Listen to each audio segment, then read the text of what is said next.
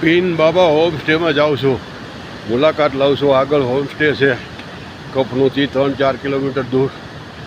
આગળ જોઈને જોઉં કેવું હોમ સ્ટે છે.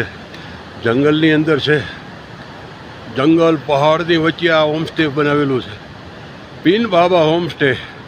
અહીંયા તો બધા ટ્રેકરો જ આવતા હોય છે, પણ આ ગાઢ જંગલમાં પૂછી લઉં હોમ સ્ટે કેવું છે. આગળ પહાડની વચ્ચે આની સુંદરતા જુઓ, ગાઢ જંગલ વચ્ચે હોમ સ્ટે બનાવ્યું છે. ઓમ નમઃ શિવાય.